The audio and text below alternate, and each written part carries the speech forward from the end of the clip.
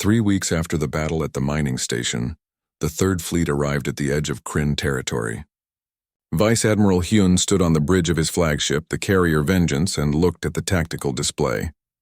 2 carriers, 15 cruisers, 30 destroyers, and 20 support vessels. The largest human fleet deployment since the Colony Wars. All ships report ready. Admiral, his communications officer reported. Hyun was in his 50s, gray-haired, with a face that looked like it was carved from stone. His crew called him the Hammer because his tactical approach was simple and direct. Hit hard, hit fast, and keep hitting until the enemy stopped moving. Open a channel, he ordered. Broadcast on all frequencies, all known languages.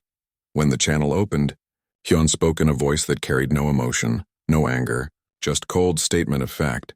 This is Vice Admiral Hyun of the United Earth Third Fleet. The Kryn Dominion has engaged in systematic genocide against peaceful species. This will stop. Effective immediately. All Kryn military vessels are declared hostile. You have 1 hour to evacuate military installations. After that, we are coming in. Surrender will be accepted. Resistance will be eliminated. You have been warned. He closed the channel and looked at his tactical officer. Targets? 3 military stations in this sector, Admiral. Intelligence from the Villani sources shows their staging areas for raids. Minimal civilian presence. Hit all 3 simultaneously. I want them gone in 6 hours. The Third Fleet split into 3 groups and moved out. Each group had overwhelming firepower for their targets. The humans weren't playing fair. They weren't interested in honorable combat. They were interested in results. Exactly 1 hour after the warning, the attacks began. Station Cry 7 was a military outpost with 12 Kryn warships docked and 2,000 soldiers on board. The human strike group arrived and immediately launched fighters, small fast ships piloted by humans who had trained their entire lives for combat. The fighters swept through the Kryn defenses like wolves through sheep. Kryn ships tried to launch, but human torpedoes hit their docking clamps, trapping them. Then the cruisers moved in, firing their main guns at point-blank range. Station Cry 7 broke apart in less than 30 minutes. The few Kryn ships that managed to escape were hunted down by destroyers. At Station Cry 12, the Kryn tried to fight back.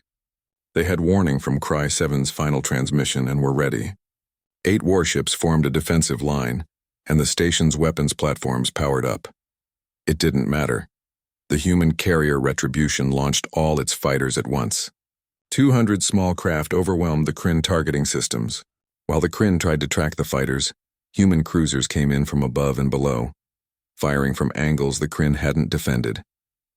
The battle lasted an hour, and when it was over, Station Cry 12 was debris and all 8 Kryn warships were destroyed. Station Cry 19 surrendered.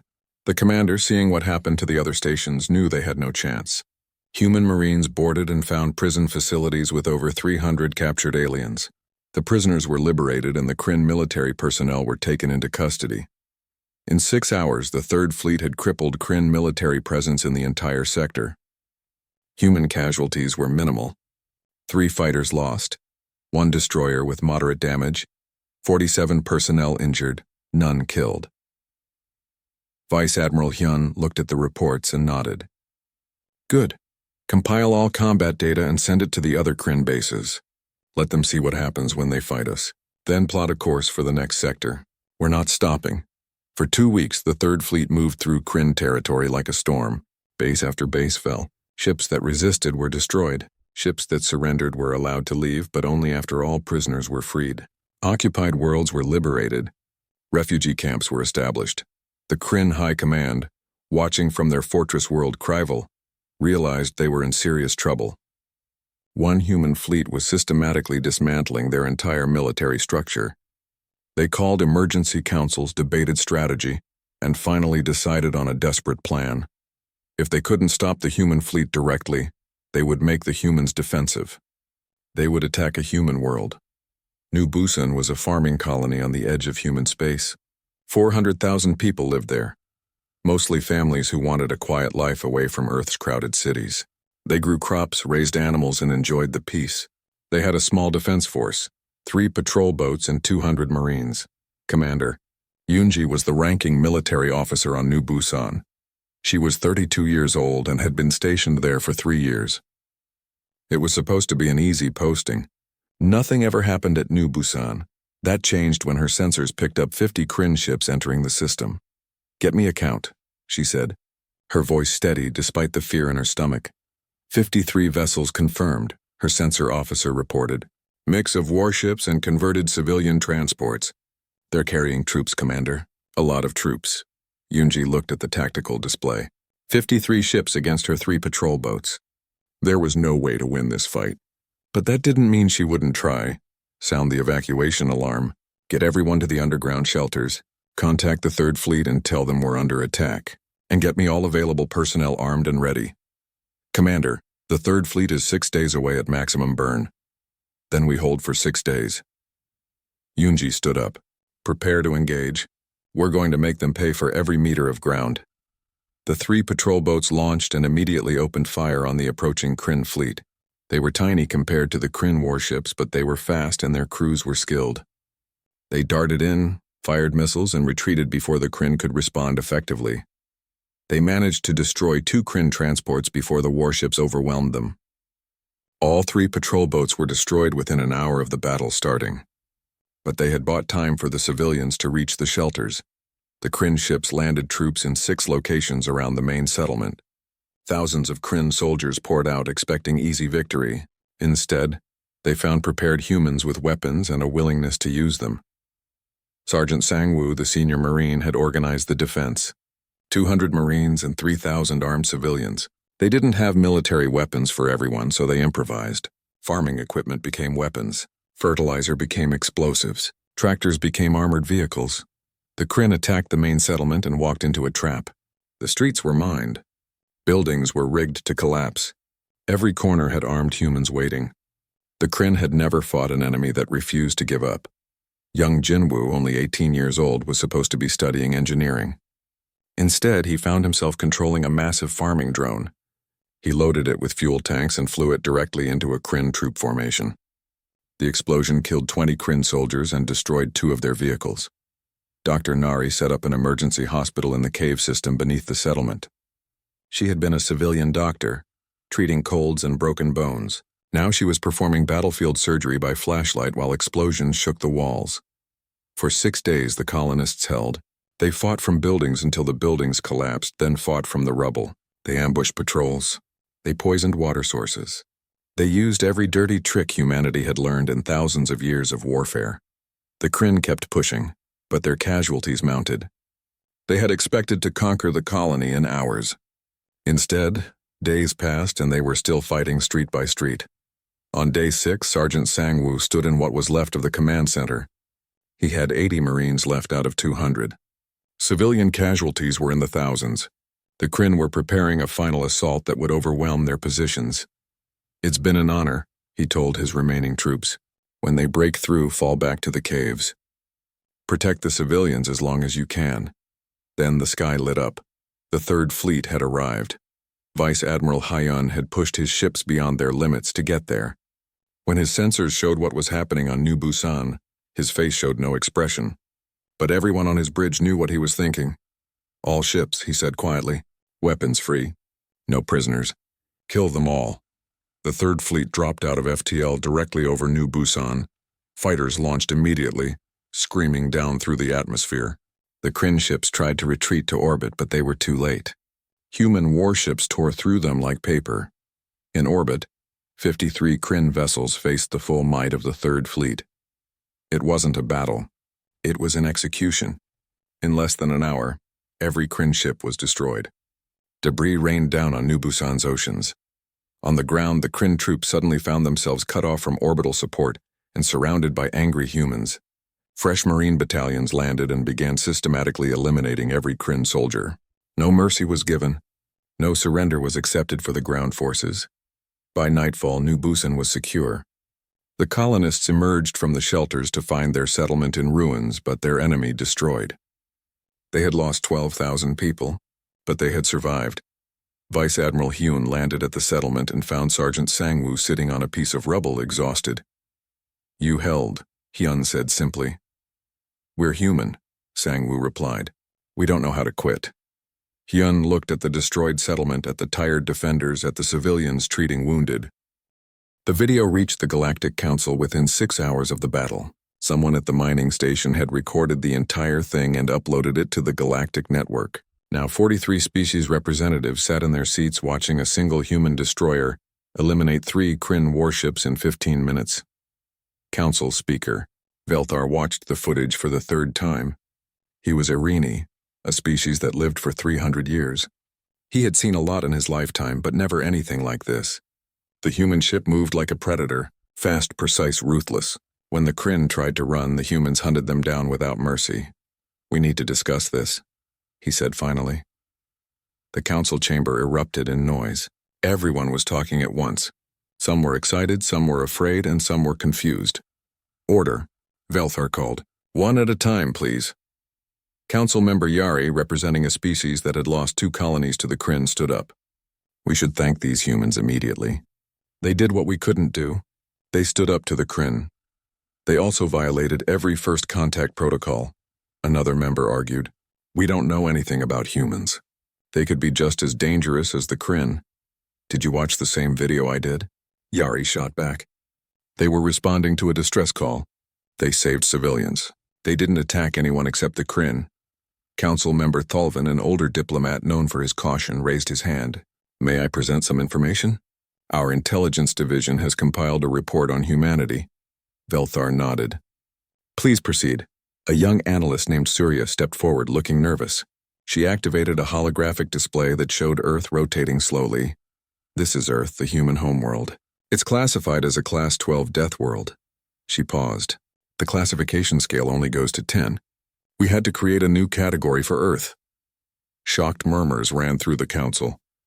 "Earth has higher gravity than most inhabited worlds, extreme weather patterns, predators that hunt in packs, diseases that constantly evolve. The entire planet is essentially hostile to life, and yet humans thrived there. They didn't just survive. They became the dominant species by being better predators than anything else on their world." The holographic display changed to show human history. Wars, conflicts, empires rising and falling. Humanity's history is continuous warfare, Surya continued. They've been fighting each other for their entire existence. They nearly destroyed themselves multiple times with weapons that could kill millions. But they always came back. They learned from every conflict. They got better at warfare with each generation. "Are they unified now?" someone asked. "Yes and no. They have a central government called United Earth Systems, but they still maintain separate national militaries. Earth has not 1 fleet, but 6 independent fleets. The ship that destroyed the Kryn warships was from their patrol fleet. Not even their main battle fleet." The chamber fell silent. 6 fleets, Thalvin said slowly. "And each fleet has ships that can do what we saw in that video?" "According to our analysis, yes." "Then we should not contact them," Thalvin said firmly. "They're too dangerous. Today they helped civilians. Tomorrow, what if they decide they want our territory? What if we offend them somehow?" "So we do nothing?" Yari was standing again, his voice rising. "The Kryn have been burning our worlds for 3 years. 3 years we've sat here and debated and done nothing. One human ship saw strangers dying and immediately attacked a superior force. Maybe the question isn't whether we should fear the humans. Maybe the question is why we're so much weaker than them." The argument went on for hours. Some wanted to make immediate contact with Earth. Others wanted to observe and wait. A few even suggested trying to contain humanity before they became a threat. Finally, Velthar called for a vote. The result was close, but the decision was made. The council would observe but not contact. They would send stealth ships to monitor the humans and gather more information before making any decisions. Velthar announced the vote, but he felt uneasy. They were making a mistake. He was sure of it. Halfway across the galaxy, Admiral Sora sat in her office on Mars reading Captain Jinho's report.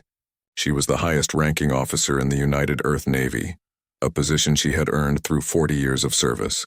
She had fought in the colony wars, led the defense of New Tokyo, and negotiated 3 separate peace treaties. She knew war and she knew peace. This report made her angry.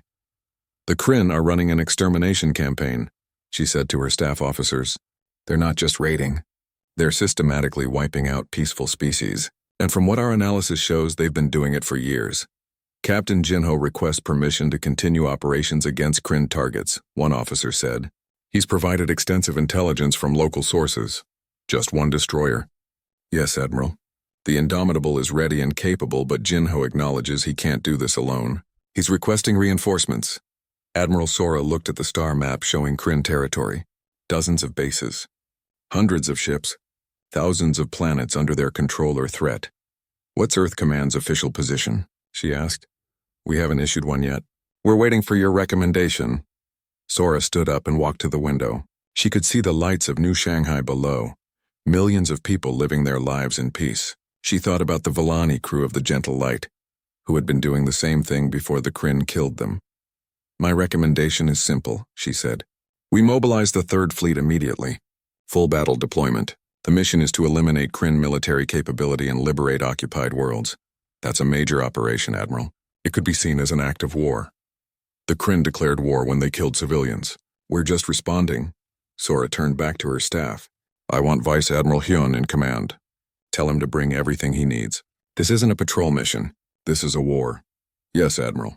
Any rules of engagement? Sora thought about the video she had seen from the mining station. The bodies floating in space. The prisoners who had been tortured. The Kryn get one chance to surrender. If they take it, we accept. If they don't, we eliminate them. No middle ground. Make it clear that Earth will not tolerate genocide within our sphere of influence. Understood. What about the Galactic Council? Should we inform them? Send them a courtesy notice, but don't wait for their approval. We don't need permission to defend innocent people. Within hours, the Third Fleet began mobilizing. 2 carriers, 15 cruisers, 30 destroyers, and all their support vessels. Nearly 50,000 personnel preparing for deployment. The fleet would need 3 weeks to gather and make the jump to Kryn territory. But when they arrived, they would bring overwhelming force. On Earth, news of the Villani massacre spread quickly. Public opinion was unified in a way it hadn't been in decades. Protests erupted in every major city demanding action. Relief organizations mobilized to help refugees. Military recruitment centers saw lines around the block. Humanity was going to war, and for once almost everyone agreed it was the right thing to do. Back on the Indomitable, Captain Jinho received the message from Earth Command. The Third Fleet was coming. He felt relief wash over him. They weren't alone anymore. Captain, Lieutenant Yuna said, I'm detecting those stealth ships again. The ones that have been watching us. There are more of them now. At least 8. Let them watch, Jinho said. Open a channel on all frequencies. When Yuna nodded, Jinho spoke clearly. To whoever is listening. I am Captain Jinho of the United Earthship Indomitable.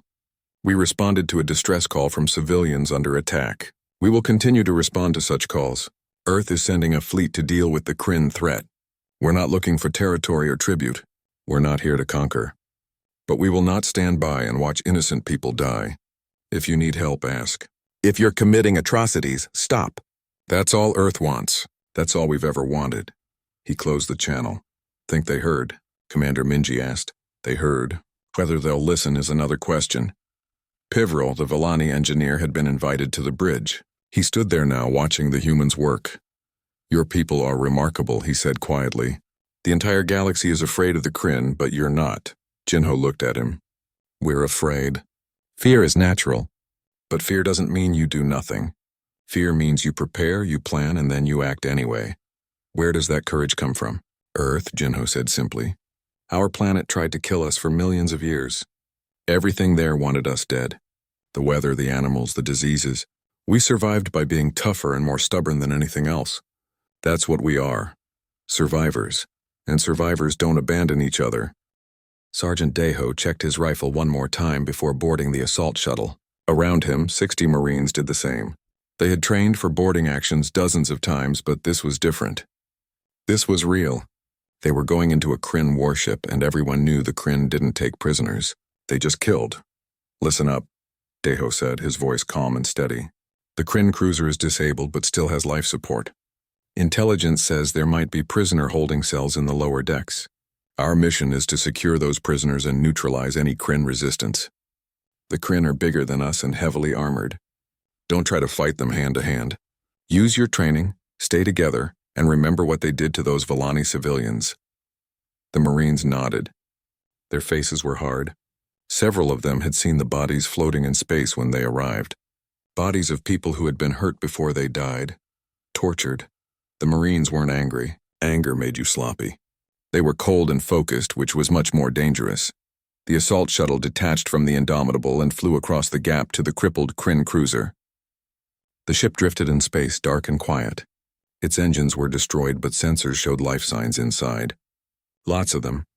Cutting charges ready, one Marine reported. Do it. The shuttle clamped onto the Kryn hull. Shaped charges burned through the thick armor plating in seconds. The Marines moved fast, streaming through the breach with practiced efficiency. They entered a corridor lit by emergency lights, their boots magnetic to the deck. Almost immediately, they met resistance. 3 Kryn soldiers came around a corner, firing weapons.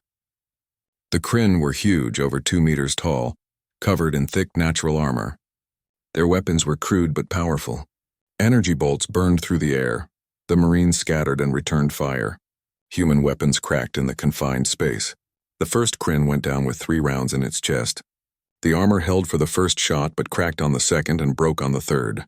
The other 2 Kryn kept charging, roaring in their alien language. Grenades, Deho ordered. 2 small grenades bounced down the corridor.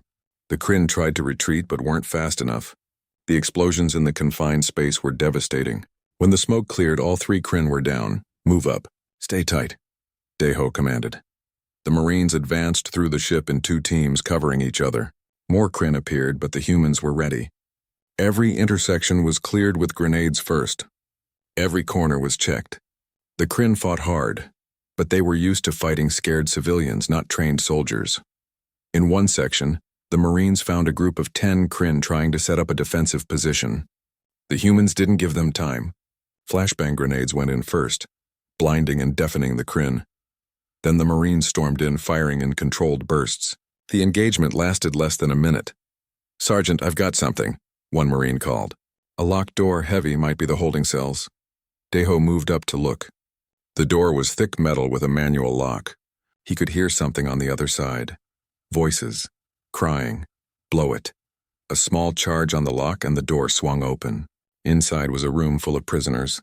Villani mostly, but also members of other species Deho didn't recognize. They were in bad shape. Some were injured. All were terrified. A Villani near the front looked up at the armored humans with wide eyes. "Please, don't hurt us." Deho removed his helmet so they could see his face. "We're human. We're here to help. Can you walk?" The Villani stared at him for a moment, then started crying with relief. "You came. You actually came. We heard the battle but didn't think. How did you get here so fast?" "We heard your distress call," Deho said simply. He activated his comm. "Captain, we found prisoners. 42 individuals, various species. Some need medical attention, requesting immediate extraction." "Copy that, Sergeant," Captain Jinho's voice came back. "Dr. Hana is standing by. How's the opposition?" "Manageable, sir. The Kryn fight hard but not smart. We're working through them." "Good. Secure that area and hold for evac shuttles." While half the Marines set up a defensive perimeter, the others helped the prisoners. One Marine gave his water to a Villani who looked dehydrated. Another used his medical kit on an injured alien with a broken arm. They worked quickly and efficiently, treating everyone they could. A prisoner approached Deho carefully. She was from a species he didn't know, with blue skin and large eyes. "Why did you help us?" she asked quietly. "Your ship is small. The Kryn had 3 warships. You could have died." Deho looked at her. "Where we come from, there's a saying.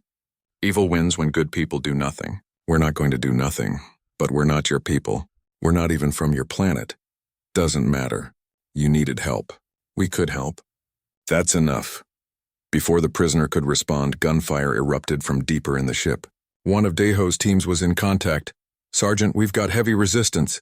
At least 20 Kryn coming from the main barracks. Hold position. I'm bringing reinforcements." Deho turned to the Marines guarding the prisoners. "Stay here. Anyone comes through that door who isn't human, shoot them." He took 10 Marines and moved toward the fighting.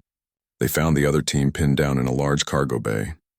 The Kryn had superior numbers and were using cargo containers for cover. Energy bolts flew back and forth across the space. Deho assessed the situation in seconds. The cargo bay had a high ceiling with exposed structural beams.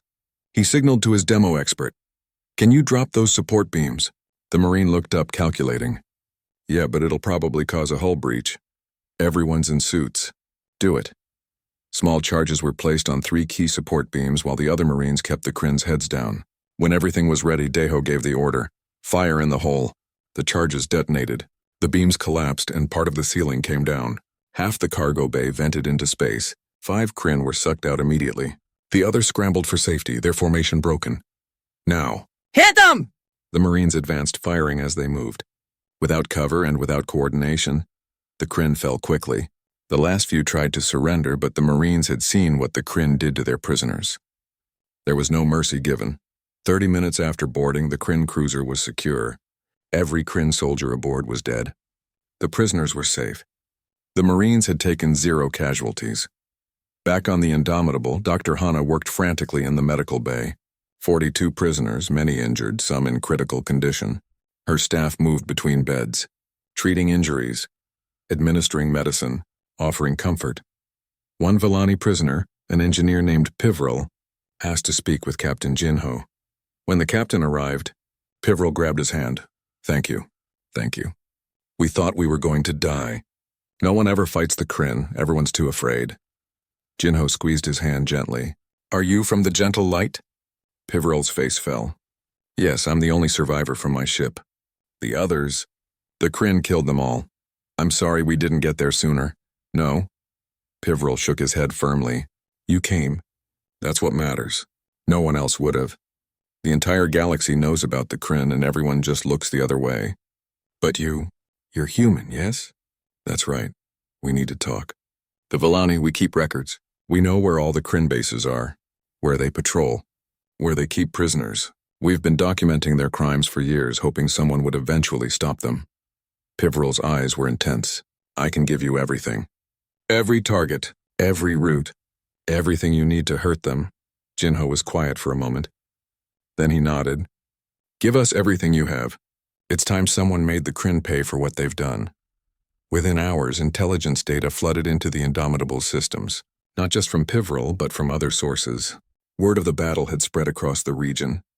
Every species the Kryn had terrorized wanted to help the humans. Merchant guilds provided shipping routes. Refugee networks shared locations of Kryn bases. The information kept coming. Commander Minji stood in the war room looking at the data. Captain, this is incredible. We know where everything is now. Every Kryn military installation in this entire sector. Forward it all to Earth Command, Jinho ordered. They need to see this. The Kryn aren't just raiders. They're running an extermination campaign. Someone needs to stop them. You think Earth will respond? Jinho looked at the star map showing all the Kryn bases, all the occupied worlds, all the places where civilians were suffering. I know they will. The cargo ship Gentle Light drifted through the empty space between stars. Inside, Captain Threllis checked his navigation screens one more time. Everything looked normal. They were carrying medical supplies to a colony world, a simple job that would take 3 more days. His crew of 12 Villani worked quietly at their stations. The Villani were peaceful creatures, tall and thin with soft gray skin. They had never fired a weapon in their entire history as a spacefaring species. The alarm started screaming without warning. Captain, 3 ships just appeared. The sensor officer's voice cracked with fear. They're not on any registry. Threllis felt his blood turn cold. 3 massive warships hung in space ahead of them, blocking their path, dark metal hulls covered in weapons. He had seen pictures of ships like these in intelligence reports. Kryn, raiders and killers who had been spreading through this region of space for years, destroying everything in their path. Try to hail them, Threllis ordered. Though he already knew it was hopeless, the Kryn didn't answer. They just opened fire. The first blast tore through the Gentle Light's engine room. The ship shuddered and spun. Threllis grabbed his chair to keep from falling. Sparks flew from control panels. The lights went dark, then flickered back on in emergency red. Shields are down. Engines offline. Someone shouted. More weapons fire hammered into their hull. The Villani had no weapons to fight back. Their shields were designed for space debris, not military weapons. They were helpless. Send a distress call, Threllis ordered. All frequencies. Send our position. Naval, the communications officer, worked frantically at his console.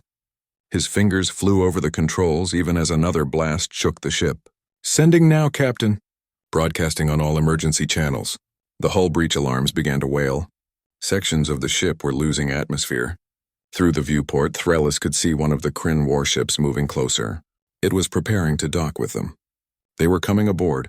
Everyone get to the escape pods, Threllis commanded, but it was too late. The Kryn docking clamps bit into their hull with a terrible grinding sound. Threllis heard weapons fire in the corridors. Screaming. His crew was dying. Neville stayed at his post, still broadcasting. Please. Someone help us. Coordinates 7421. Filani civilian vessel under attack. Please. The door to the bridge exploded inward. Threllis saw the Kryn soldiers for the first time. They were huge, covered in natural armor, carrying massive weapons. They didn't say anything. They didn't ask for surrender. They just started shooting. Threllis closed his eyes. At least Neval had sent the message. Maybe someone would hear it. Maybe someone would care. The bridge of the UES Indomitable was quiet as they patrolled the edge of human space. It was boring work, but Captain Jinho didn't mind. Boring was good. Boring meant no one was dying. He was reviewing supply reports when Lieutenant Yuna suddenly sat up straight at her console. Captain, I'm picking up a distress signal. Jinho looked up. Location? Sector 742, sir. Just outside our patrol zone. Yuna's fingers danced across her screens. It's a Villani ship. Civilian cargo vessel. They're under attack. Put it on speakers. The bridge fell silent as they listened to the message. The voice was desperate, afraid. In the background, they could hear weapons fire and screaming. Then the transmission cut off abruptly. Jinho felt something cold settle in his chest. He had heard sounds like that before during the colony wars. He knew what silence after screaming meant. How far? He asked quietly. 14 hours at maximum burn, sir, Commander Minji said from the tactical station. She was already pulling up information on her screens. I'm detecting 3 ships in that area. Signature matches Kryn warships. The Kryn, Jinho said. He had read the reports. Raiders who attacked civilian ships killed anyone they found and moved on. No one in this region of space had been able to stop them. Host species were too afraid to even try. Captain, our orders are to patrol this sector only. His executive officer reminded him carefully. We'd be going outside our assigned zone. And 3 against 1? Jinho stood up from his chair. He was 43 years old and had spent his entire adult life in the military. He had seen a lot of terrible things. He had also learned one important lesson. Evil only wins when good people do nothing. Set course for those coordinates, he ordered. Maximum burn. I don't care if we burn out the engines. Get us there as fast as possible. Sir, we should call for backup, the executive officer tried again. Backup is 2 weeks away. Those people don't have 2 weeks. They don't have 2 hours.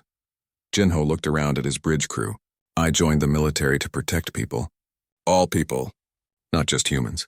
We don't abandon civilians to monsters, not ever. Does anyone here have a problem with that? No one spoke. Then one by one his officers nodded. Battle stations, Jinho commanded. Wake up the Marines.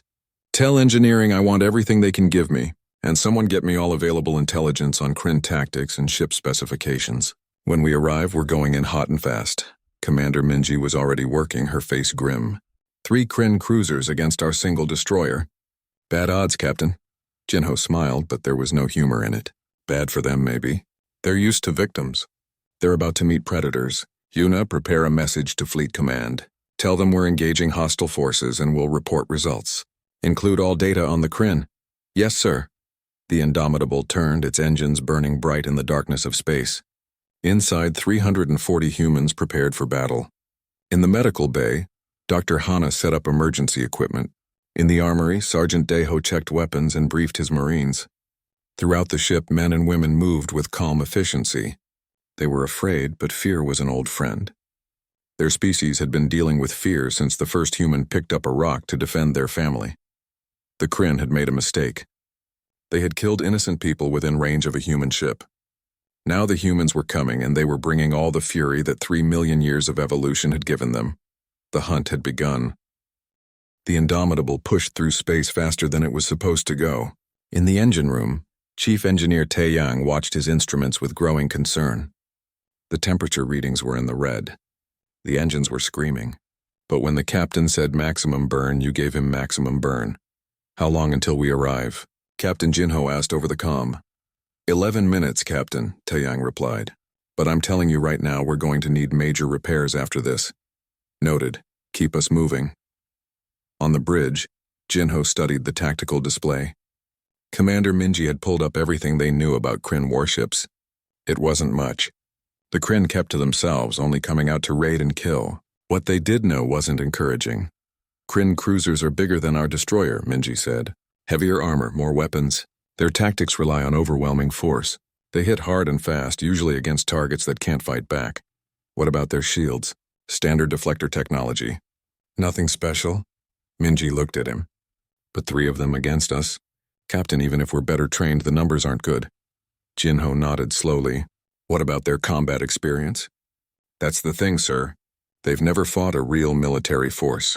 Every report says they only attack civilians and merchants. They're bullies, not soldiers. Then they're about to learn the difference. Jinho opened ship-wide communications. All hands, this is the captain.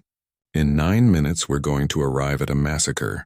The Kryn killed peaceful aliens for no reason except cruelty. I won't lie to you. We're outnumbered. The smart move would be to run and get help.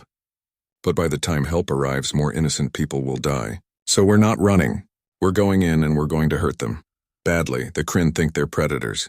Let's remind them what real predators look like. All stations prepare for combat. He closed the channel. Lieutenant Yuna looked up from her console, her young face pale but determined. Sir, I'm detecting the Kryn ships. They've moved from the original coordinates. They're at a mining station now. I'm picking up more distress calls. Of course they are, Jinho said quietly. More victims. Minji, plot an intercept course. We're going to drop right on top of them. That's risky, sir.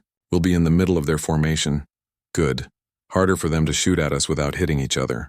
Also, they won't expect it. No one's ever attacked them before. They're going to panic, Minji smiled. It was not a nice smile. Weapons armed and ready, Captain. All batteries hot. Marines are standing by. The final minutes crawled past. Jinho watched the countdown timer. 5 minutes, 4-3. Throughout the ship, humans prepared for battle. They were scared. Anyone with sense would be scared. But fear didn't make them weak. Fear made them sharp. Dropping out of FTL in 10 seconds, the helmsman announced. 9, 8, 7, shields up. Weapons free, Jinho ordered. Target the nearest cruiser. Hit them before they know we're here. The Indomitable dropped back into normal space directly above the 3 Kryn warships. For a moment, no one moved. The Kryn had been expecting more helpless civilians. Instead, a human destroyer appeared practically on top of them, weapons already charged and aimed. Fire, Jinho said calmly. The Indomitable's main guns opened up, magnetic accelerated cannons designed to punch through military-grade armor during humanity's own bloody wars. Fired solid slugs at a percentage of light speed.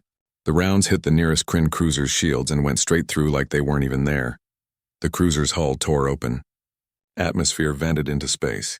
Secondary explosions rippled along its length as the MAC rounds kept firing, each one slamming into the ship over and over. Missile batteries followed up, dozens of warheads tracking on heat signatures and weak points. The Kryn cruiser broke apart in a series of massive explosions. Debris scattered in all directions. The entire engagement had taken less than 30 seconds. The other 2 Kryn ships immediately broke formation. They weren't trying to fight. They were trying to run. Sir, both targets are attempting to flee, Minji reported. One is heading for the asteroid field, the other toward open space. Split our fire. Don't let either of them get away. Jinho leaned forward in his chair.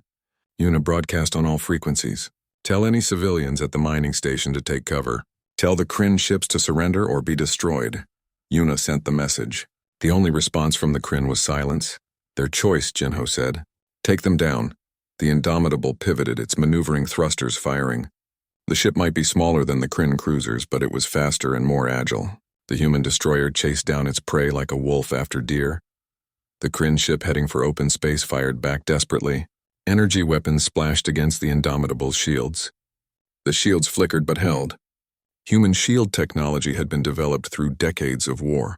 It would take more than panic fire to bring them down. Return fire, Minji ordered. All forward batteries. More MAC rounds hammered into the fleeing Kryn cruiser. This time the ship's engines exploded. The cruiser went dark and began to drift, powerless. Target disabled, Captain, Minji reported. Should we destroy it or take prisoners? Jinho thought about the bodies floating near the gentle light. He thought about the screaming they had heard in the distress call. His jaw tightened. Prepare boarding teams. We're going in. Maybe there are prisoners on that ship who need rescue. Yes, sir. I'll notify Sergeant Deho. The third Kryn cruiser had made it to the asteroid field. It was hiding among the rocks, hoping the humans wouldn't find it. It was a stupid hope. Human sensor technology could track a single escape pod across an entire solar system. Got him, Yuna said, transmitting coordinates to weapons. That's asteroid mining equipment down there, Minji warned. Lots of civilians. I know. Jinho studied the tactical display. The Kryn ship was using the mining station as a shield. If they just fired missiles, they might hit innocent people. Get me a precision firing solution. Maquis rounds only. Minimal collateral damage. That'll take time, sir. We have time. That ship isn't going anywhere. It took 5 minutes to get the perfect shot. 5 minutes of careful calculations, adjusting for asteroid movement and station positions. Finally, Minji nodded. Solution locked, Captain. Single MAC round. It'll go right through that asteroid and hit their engine core. Fire. The round left the Indomitable at tremendous speed. It punched through a small asteroid like paper, continued on its path, and slammed into the Kryn cruiser's engines. The explosion was immediate and catastrophic. The cruiser's reactor lost containment and the ship vaporized. The bridge was quiet for a moment. Then Jinho stood up. Status report. All 3 Kryn vessels destroyed or disabled, Minji said. We took minor damage to forward shields. No casualties. Engineering reports the engines need maintenance but are functional. The mining station? I'm receiving a transmission from them now, Yuna said. She listened for a moment, then smiled. They're thanking us, sir. They say 30 people were about to be loaded onto the Kryn ship when we arrived. We saved them. Jinho let out a breath he didn't know he had been holding. Good, Yuna, coordinate with the station. Get them any help they need. Minji, prepare the boarding team. Let's see if we can save anyone from that disabled cruiser. He looked at the view screen showing the debris field. 3 Kryn warships destroyed in less than 15 minutes. The ships that had been terrorizing this region for years gone. Sir, Yuna said quietly, I'm detecting multiple unknown contacts. Long range. They're not approaching, just watching us. Sensor probes? I think so. From different species, Jinho nodded. Let them watch. Send a message on all frequencies, all languages. Tell them this. The Kryn attack civilians. We responded. Any species that needs help against the Kryn, contact us. We'll come. As the message broadcast into space, Sergeant Deho and his Marines prepared to board the crippled Kryn cruiser. The real work was just beginning.